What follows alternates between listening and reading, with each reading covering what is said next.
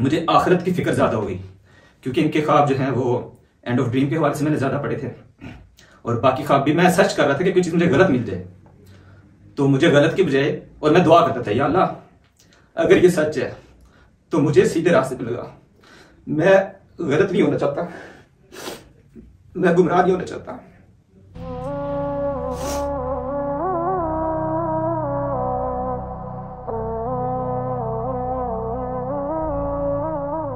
अस्सलाम वालेकुम वरहमतुल्लाहि वबरकातुहू। मेरा नाम शेख सहेल है और मैं पाकिस्तान से बिलोंग करता हूँ। कुछ दिनों से मैं कुछ ख्वाब देख रहा हूँ इंटरनेट पे कि काफ़ी वायरल हो रहे हैं, जो कि मोहम्मद कासिम बिन अब्दुल करीम के नाम से एक शख्स को आ रहे हैं, और उस ख्वाब के बारे में लोग परेशान है। और मैंने जब वो ख्वाब देखे तो मुझे भी ये महसूस हुआ कि ये तो कोई आम ख्वाब नहीं है, क्योंकि ख्वाब पहले मुझे भी आते थे तो मुझे यही लगा कि ये बहुत आम ख्वाब है या ये तो अक्सर लोगों को आ जाते होंगे। लेकिन जब मैंने ये ख्वाब देखे और ये चीज़ इंटरनेट पे देखी कि उन्हें रसूलुल्लाह सल्लल्लाहु अलैहि वसल्लम की ज़ियारत हुई है कि 300 से ज़ायद मरतबा या 500 से ज़ायद मरतबा, और अल्लाह ताला को से हम कलाम हुए हैं वो हम कलाम हुए हैं कि 500 मरतबा या 300 इतनी ज़्यादा मरतबा किसी से अल्लाह ताला ख्वाब में कलाम करे। तो मेरे लिए ये बात बहुत ज़्यादा क्वेश्चन मार्क थी कि ये कैसे मुमकिन है। अल्लाह ताला तो कुरान शरीफ में कहता है कि कोई मुझे नहीं देख सकता, मैं नहीं देख सकता। तो मैंने जब उनके बारे में कहा तो मुझे यही लगा कि शायद ये कोई फितना है, या आजकल आए दिन अक्सर जो है झूठे नबी और झूठे इमाम मेहदी वगैरह इस तरह से लोग आते रहते हैं। तो इस हवाले से मुझे ये फील हुआ कि नहीं, ये तो कि झूठ है। तो मैंने सर्च किया, उनके ख्वाब को मजीद पढ़ने की कोशिश की कि कहीं इनके ख्वाब में कोई झूठ मुझे मिल जाए कि मैं इसे किसी तरह से गलत साबित कर दूं। तो मैंने गलत साबित करने के लिए मैंने इन पर रिसर्च करना शुरू कर दी, इनके सारे ख्वाब पढ़े, फिर कुरान शरीफ के मुताबिक उनके ख्वाब से मुतालिक जो भी मेरे इल्म में है मैंने वो ढूंढनी शुरू की कि किसी तरह मैं इस बंदे को गलत साबित कर दूं। लेकिन जो मैं इनके बारे में तहकीक करता रहा, मैं सर्च करता रहा, मुझे इनके मुतालिक जो चीज़ गलत लगती थी कि ख्वाब को कोई नहीं देख सकता, तो उसके बारे में जब मैंने तहकीक की, मैंने सर्च किया, तो मुझे ये मालूम हुआ कि ख्वाब में अल्लाह ताला उसी आयत में फिर आगे बता रहा था कि मुझे कोई शख्स नहीं देख सकता, लेकिन किसी पर्दे से, और अल्लाह ताला जिससे चाहे वो बात कर सकता है। तो इस दौरान मुझे कासिम के बारे में पढ़ने से पहले मुझे अपने ख्वाब भी कुछ थे जो कि मुझे याद आ गए कि अल्लाह ताला का ख्वाब मैंने भी देखा था। तो मैं इस बात की गवाही दे सकता हूँ कि अल्लाह ताला किसी से भी हम कलाम हो सकते हैं, कि अगर अल्लाह ताला मुझ जैसे बंदे से हम कलाम हो चुका है एक बार, और उसका पर्दा मेरे साथ इस कदर था कि इस कदर पर्दा था कि ना मैंने उसकी आवाज सुनी और ना मैंने उन्हें देखा। तो अल्लाह ताला की रहमत सबके लिए होती है, तो ये भी पॉसिबल है कि मेरे जैसा गुनाहगार बंदा अल्लाह ताला से हम कलाम हो रहा है, अल्लाह ताला ने मुझे कुछ ऑर्डर किया ख्वाब में, तो ये मुमकिन है, बेशक ये मुमकिन है कि अल्लाह ताला जिससे चाहे हम कलाम हो जाए। सबसे बड़ा ऑब्जेक्शन यही था कि अल्लाह ताला इस बंदे से कैसे बात कर सकता है। तो मुझे अपना ख्वाब याद है, मैं अपना ख्वाब आपको शेयर कर देता हूँ। ख्वाब इस तरह से है कि हफीज सेंटर लाहौर में मैं मौजूद होता हूँ। ये 2010 या 12 का ख्वाब होगा। तो उस दौरान क्योंकि मैं CFE कॉलेज में, एक प्राइवेट कॉलेज में, हफीज सेंटर के करीब ही उनका कैंपस था, वहां जॉब करता था, और अक्सर ऑफिस के काम के सिलसिले में हफीज सेंटर में जाता रहता था। तो मैं हफीज सेंटर के ग्राउंड फ्लोर या बेसमेंट में मौजूद होता हूँ, और मुझे अचानक उस वक्त नोकिया मोबाइल होता था मेरे पास, उससे एक मैसेज आता है, और मैसेज में होता है कि क्या तुम्हें अजान की आवाज नहीं आई। तो जब मैं ये मैसेज पढ़ता हूँ कि अजान की आवाज नहीं आई तो नमाज की तरफ जाओ, और सेंडर का नाम जहां लिखा होता है वहां पर लिखा होता है ALLAH कैपिटल लेटर्स में, अल्लाह। तो ये कैसे मुमकिन है कि अल्लाह मुझे मैसेज कर रहा है, और ये तो कोई हैकर हो सकता है, ये कोई हैक तो नहीं है। तो मेरा दिल इस बात पे है कि ये कोई हैक तो नहीं। अभी मेरे दिल में ये बात थी, और मैं रिप्लाई टाइप करने का सोच रहा था कि मैं जी ऑफिस जाकर मैसेज करूंगा। अभी मेरे दिल में ये बात होती है, ना मैंने मैसेज टाइप किया होता है, ना कोई जवाब भेजा होता है, एक और मैसेज आ जाता है कि नहीं ऑफिस जाके नहीं, जमात खड़ी होने वाली है, अजान हो चुकी है, लोग नमाज पढ़ के अब जाओ नमाज के लिए।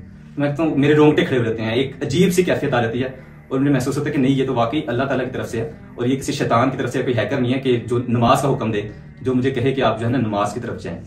तो मुझे महसूस होता है कि नहीं ये तो अल्लाह की तरफ से ही है, और एक अजीब से जज्बात हो जाते हैं, कैफियत अजीब से होती है, उसमें मेरे रोंगटे वगैरह खड़े रहते हैं, और मुझे ऐसा महसूस होता है कि अल्लाह ताला हफीज सेंटर पे फर्स्ट या सेकंड फ्लोर से मेरे ऊपर नजर रखे हुए है, कि वो मुझे देख रहा है कि मैं क्या कर रहा हूँ। और फिर मैं बहाने बनाता हूँ कि ऑफिस जाके पढ़ूंगा, या फिर मैं ये सोचता हूँ कि अच्छा मुझे तो रास्ता ही नहीं पता है मस्जिद का, तो मैं कैसे जाऊंगा, मुझे तो रास्ता नहीं पता, तो मैं ऑफिस जाके पढ़ लूंगा, अभी तो जमात।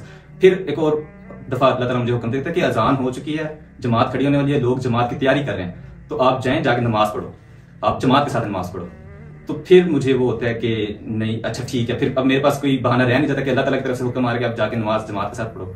तो फिर मैं रास्ता पूछते हुए अल्लाह ताला मुझे फिर मस्जिद की तरफ गाइड करने लग जाते हैं कि ठीक है आपको रास्ता नहीं पता, मैं बता देता हूँ कि इस तरह से जाओगे तो आपको मस्जिद मिल जाएगी।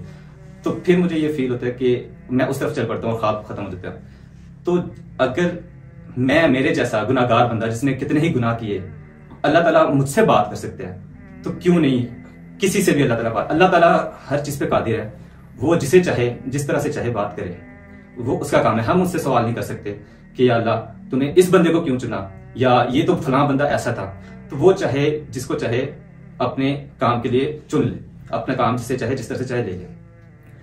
तो इस तरह के सवालात, और ये ख्वाब मेरा है जब मैं कासिम के बारे में नहीं जानता था, और ये ख्वाब मुझे कासिम भाई के बारे में जानने से कि बाद मुझे महसूस हो कि मेरे भी कुछ ख्वाब इस तरह के थे। एक और ख्वाब जिसके मुताबिक जब मैंने पढ़ा दज्जाल के बारे में, तो उसमें ये था कि हदीस में तो ये है कि जी वो एक आंख से काना होगा या उसकी एक आंख नहीं होगी। तो मुझे ख्वाब में, ये भी ख्वाब कासिम से मिलने से पहले से है, और जब मैंने वो इनके ख्वाब पढ़े थे तो मुझे ये ख्वाब भी, इनकी प्रूफ अपने ख्वाब से मुझे ये साबित हुआ कि नहीं वाकई ये ख्वाब भी इस तरह से ही सच्चा होगा। मैंने ख्वाब में ये देखा था कि दज्जाल आता है, न्यू ईयर नाइट के एक फंक्शन होता है कि जैसे न्यू ईयर नाइट आने वाली है, उस दौरान काउंटडाउन शुरू होता है और 10, 9, 8 इस तरह करते 1 और 0 जैसे होते हैं, एक सेलिब्रेशन शुरू हो जाती है। काफी सारे लोग वहां पर मौजूद होते हैं, ज्यादातर कुफार होते हैं, यहूदी और ईसाई वगैरह इस तरह से होते हैं, बहुत कम मुस्लिम भी होते हैं। तो जब ये सेलिब्रेशन शुरू होती है और मैं देखता हूँ कि कोई शख्स आया, लोग शोर करना शुरू करते हैं हमारा मसीहा आ गया, हमारा मसीहा आ गया।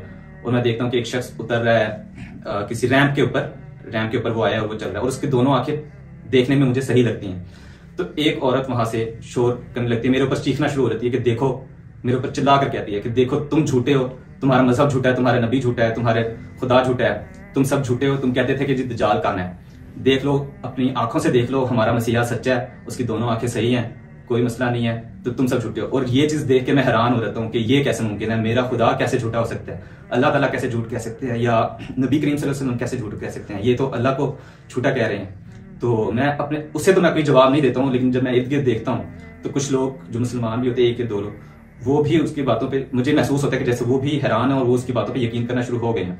लेकिन मैं अपने आप से कह रहा हूँ, उससे मैं कोई जवाब नहीं देता हूँ, लेकिन मैं खुद से कहता हूँ कि या अल्लाह नहीं, तू झूठा नहीं हो सकता, या अल्लाह तेरा दीन, मेरा दीन झूठा नहीं हो सकता, मेरे नबी झूठे नहीं हो सकते। तो और ये मुझे फील होता है कि ये शख्स दज्जाल ही है। और तो इस किस्म के ख्वाब और मजीद भी कुछ ख्वाब है। तो इस किस्म के ख्वाब जब मैंने अपने पढ़े, अपने मुझे याद है उनके ख्वाब पढ़ते हुए, और मुझे आखिरत की फिक्र ज्यादा हो गई, क्योंकि इनके ख्वाब जो हैं वो एंड ऑफ ड्रीम के हवाले से मैंने ज्यादा पढ़े थे, और बाकी ख्वाब भी मैं सर्च कर रहा था कि कोई चीज मुझे गलत मिल जाए। तो मुझे गलत की बजाय, और मैं दुआ करता था या अल्लाह अगर ये सच है तो मुझे सीधे रास्ते पे लगा, मैं गलत नहीं होना चाहता, मैं गुमराह नहीं होना चाहता। और फिर अल्लाह ताला ने मुझे हिदायत दी, और इस किस्म की चीजें हुई कि मेरा दिल अल्लाह ताला की तरफ, कासिम भाई की तरफ ज्यादा मुतवज्जह हो गया। मैं यही सोचता था कि या अल्लाह कहीं मैं गलत रास्ते पे तो नहीं चल पड़ा, कि फितनों का दौर है, झूठे दज्जाल, झूठे नबी, इस किस्म के फितनों में तो नहीं पड़ने वाला। तो मैंने रोक के अल्लाह से इल्तिजा की, या अल्लाह अगर ये सच है तो मुझे इस पे कायम कर, अगर ये झूठ है तो मुझे इससे दूर कर दे। अल्लाह ताला का शुक्र है कि अभी तक जो भी डाउट्स वगैरह आए शैतान की तरफ से, ये जिस तरह भी, तो अल्लाह ताला ने हिदायत दिया। अल्लाह ताला ने फिर मैंने फिर अल्लाह ताला पे छोड़ दी चीजें कि अल्लाह तू ही हिदायत देने वाला है।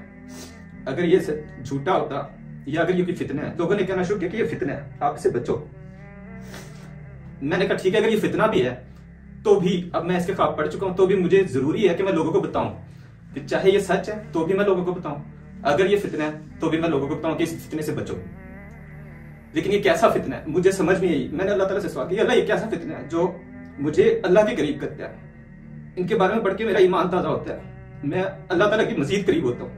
या अल्लाह ये फितना कैसे है कि जो अल्लाह के करीब कर रहा है, तो इस किस्म की बातें कर रहा है कि जो अल्लाह और रसूल की बातें कर रहा है, रसूल अल्लाह सल्लल्लाहु अलैहि वसल्लम का जिसने दीदार किया और रसूल अल्लाह सल्लल्लाहु अलैहि वसल्लम उसको हिदायत दे रहे हैं। जब मैंने इस पे तहकीक करना मजीद शुरू की तो फिर मुझे ये पता चला कि हम उस जमाने में रह रहे हैं जो बिल्कुल आखिरी जमाना है, और ख्वाब के बारे में रसूल सल्लल्लाहु अलैहि वसल्लम ने फरमाया कि आखिरी जमाने में ख्वाब सच्चे आएंगे। और सिर्फ यही नहीं है, इससे पहले कुछ और ख्वाब भी हैं जो सच्चे हुए हैं आम रूटीन के मुताबिक। तो मैं बहुत लाइट लेता था इस चीज को कि ख्वाब ही है ना, क्या ये वैसे मेरे जहन में या मैं जिस चीज के बारे में ज्यादा सोचता हूँ वो चीज आ जाती होगी मेरे ख्वाब में। लेकिन कुछ ख्वाब इस तरह के थे जो सच्चे हुए थे, 1 हफ्ते बाद, 2 हफ्ते बाद, कुछ दिनों बाद हूबहू हो गए थे।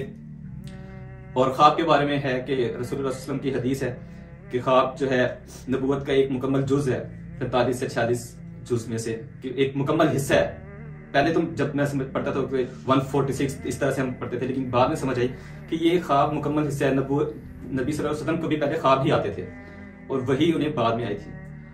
तो ख्वाब सच्चे लोगों को सच्चे ख्वाब ही आएंगे। ख्वाब फिर मैंने ख्वाब के बारे में चीजें पढ़ी, उसमें पता चला कि ख्वाब 3 तरह के होते हैं। शैतानी ख्वाब, क्योंकि इंसान हूं, बड़ा खतकार हूं, बड़े बड़े गुनाह किए हैं, तो मेरे गुनाह भी ऐसे थे कि अगर मैं बताऊं तो कत्ल कर दिया जाऊं। लेकिन अल्लाह की रहमत से ही उम्मीद रखता हूं मैं कि वही कुदरत रखता है कि वो मेरे गुनाह माफ कर दे या मेरे गुनाहों को सवाब में बदल दे। मैं अल्लाह ताला से दुआ करता था, या अल्लाह मैंने जो भी गुनाह किए, तू कादिर है, तू बॉस है, तेरे ऊपर कोई बॉस नहीं है। तुझसे किसी ने भी पूछना कि जी ये क्या किया, ये क्यों किया, तू चाहे तो मेरे ख्वाब को गुनाह में बदल दे। और मैं ये दुआ करता रहता था। 3-4 किस्म के खास दुआ। एक दुआ तो मेरी ये थी कि या अल्लाह मुझे वो जमात नसीब कर दे जो हजरत ईसा अलैहिस्सलाम जिस जमात में होंगे और इमाम मेहदी उनकी इमामत करवा रहे होंगे। ये दुआ मैं अल्लाह ताला से करता था कि मुझे वो नसीब कर दे। और मुझे यकीन है अपनी दुआओं पे कि अल्लाह ताला सुनता है और वो पूरा करेगा। ये दुआ थी। एक दुआ थी कि मेरे गुनाह जो हैं उसे सवाब में बदल दे और मुझे गुमराह ना होने दे। तो इस किस्म के ख्यालात दुआ मेरे जहन में थे और मैं कासिम भाई के बारे में सोच रहा था कि ये सही है या गलत है। और इनके ख्वाब पढ़ के और अल्लाह ताला की तरफ रुजू करके नमाज की पाबंदी करके, पहले मैं बड़ा गुनाहगार था, नमाज की गफलत और बाकी सारी चीजें मामला बड़े बड़े गुनाह थे, लेकिन मैंने अल्लाह से तौबा की, रो रो के तौबा की। और जब इनके बारे में पढ़ा तो मुझे महसूस हुआ कि बहुत कम वक्त रह गया। और फिर मैं एक दिन फजर के वक्त मस्जिद में बैठा हुआ दुआ कर रहा था, यही सारी बातें कर रहा था अल्लाह ताला से और जिक्र पढ़ रहा था, सुभान अल्लाह व बिहम्दिही सुभान अल्लाहिल अज़ीम। और मेरे साथ मामला ये था कि जब मैं नमाज पढ़ता था तो नमाज के दौरान मेरे आगे मेरे गुनाह आ जाते थे कि तुमने ये गुनाह भी किया। तस्वीर की सूरत में, वीडियो की सूरत में मेरे आगे गुनाह आ जाते थे कि ये गुनाह भी है, ये गुनाह भी, ये गुनाह भी है। और मैं जब वो उससे तकलीफ होती थी, मेरा ध्यान नमाज की तरफ होता था, लेकिन मुझे तकलीफ होती थी कि यार ये मैं क्या कर बैठा हूँ, किस किस्म के गुनाह कर दिए हैं, पता नहीं अल्लाह ताला माफ करेगा भी नहीं करेगा। लेकिन अल्लाह की रहमत से उम्मीद रखता था मैं। तो ये चीज थी। और मैंने फिर जब बैठ के मैं जिक्र कर रहा था सुभान अल्लाह व बिहम्दिही सुभान अल्लाहिल अज़ीम, तो उस वक्त मैंने सोचा था कि मैं 100 दफा ये कलमात कहूंगा, सुभान अल्लाह व बिहम्दिही सुभान अल्लाहिल अज़ीम। और ये सारी चीजें, ये दुआ भी कि हज़रत ईसा अलैहिस्सलाम और मेरे गुनाह को सवाब में बदल दे और कासिम भाई सच्चे हैं या नहीं। क्योंकि उन दिनों मैं बड़े कश्मकश में था कि ये क्या मामला है, कि ये सच है, फितना है, क्या है। और मैं ये चीजें कर रहा था। तो इसी दौरान जब मैं ये जिक्र कर रहा था सुभान अल्लाह व बिहम्दिही सुभान अल्लाहिल अज़ीम, और ये चीजें सोच रहा था, दिल में मेरे थी, और मैंने अब कंडीशन ये रख दी, या अल्लाह अगर तूने मेरी दुआ कबूल कर ली है तो जो ये ख्वाब मेरे सामने, ये जो गलतियां कोताहियां, ये जो मेरे गुनाह हैं, बड़े बड़े गुनाह, मेजर सिंस, वो मेरे सामने आ जाते हैं नमाज के दौरान, तस्वीर के दौरान, या अल्लाह ये मुझे बहुत तकलीफ देते हैं। तो या अल्लाह अगर मेरी दुआ कबूल हो गई है तो ये चीजें मेरे सामने ना आया कर, मेरे गुनाह, या अल्लाह तू ताने नहीं देता, तू बड़ा गफूर रहीम है, गुनाह हो जाते हैं, लेकिन या अल्लाह तू ताने नहीं देता, मेरे सामने ये गुनाह मेरे क्यों आ जाते हैं, मुझे इससे तकलीफ होती है। अगर तूने मेरी दुआ कबूल कर ली है तो या अल्लाह मुझे ये सामने ना आया करें, ये गुनाह मेरे सामने ना आया करें और मुझे भुला दे कि मैंने ये क्या गुनाह किया, मेरे सामने ना आया करें, मुझे बहुत तकलीफ देते हैं। तो उससे हुआ ये कि अभी मैंने ये चीज मेरे दिल में आई थी कि कबूलियत का ये इशारा होगा कि मेरे सामने ये दुआ, ये गुनाह, ये चीजें मेरे सामने नहीं आएगी। तो फौरन उसी वक्त एक कतरा मेरे हलक से यहां से गिर, मुझे महसूस होता है कि कुछ चीज इस तरह से नुरानी सी आई है, हलक से गिर के दिल में आता है और दिल में सुकून मौजूद रहता है। और मुझे बाद में ये महसूस होता है कि ये रहमत का कतरा था, कि अल्लाह की रहमत से मैं उम्मीद रखता हूँ। तो ये सिर्फ एक कतरा इतना हलक से होता हुआ दिल में गिरता है और इस तरह से दिल में आवाज आती है, मुझे महसूस होता है और मुझे सुकून हो जाता है, मेरे दिल को सुकून हो जाता है, पूरे जिस्म को सुकून हो जाता है। वो कैफियत में बयान नहीं कर सकता।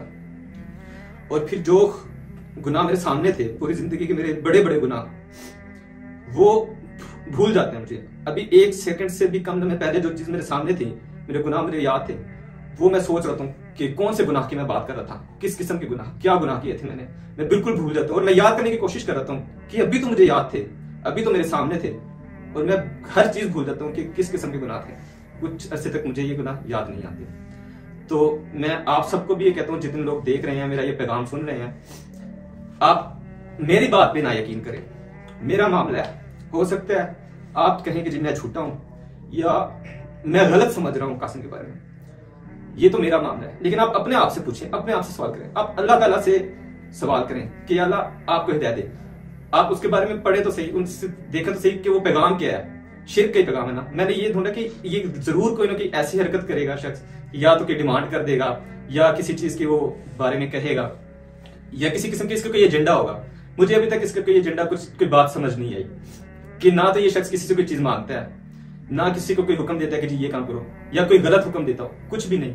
जो हुक्म है वो शरीयत में पहले से मौजूद है, कोई नई शरीयत नहीं लेकर आ रहा, कोई नया हुक्म नहीं दे रहा। ये वही हुक्म है, ला इलाहा इल्लल्लाह, कि कोई मैं माबूद नहीं है अल्लाह के सिवा, उसकी इबादत करनी है। तो आप उसके चले, आप उसकी बात भी ना माने, कासिम की बात भी ना माने, ये तो माने रसूलुल्लाह सल्लल्लाहु अलैहि वसल्लम की बात तो माने, उन्होंने जो अहकाम दिए। अब बिल्कुल सबसे एक चीज है जो अल्लाह ताला ने हर नबी को उसके लिए भेजा है कि ला इलाहा इल्लल्लाह, ला इलाहा इल्लल्लाह। अब उस पे तो यकीन करें, या जनाब उसके पहले हिस्से पे कर लें कि जी कोई माबूद नहीं है, ला इलाहा, उसके बाद फिर आ जाए इल्लल्लाह पे, लेकिन अल्लाह है।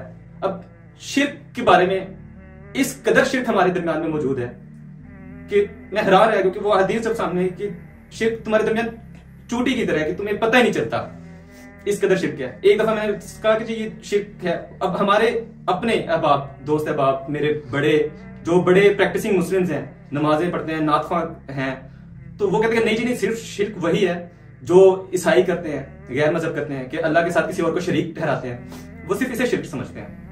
अगर सिर्फ यही शिर्क है तो अल्लाह के नबी ने ये दुआ क्यों की, या अल्लाह हमें उस शिर्क से भी बचा जिसका मुझे इल्म है, और उस शिर्क से भी बचा जिसका हमें इल्म नहीं है। तो क्या सिर्फ एक किस्म के शिर्क है?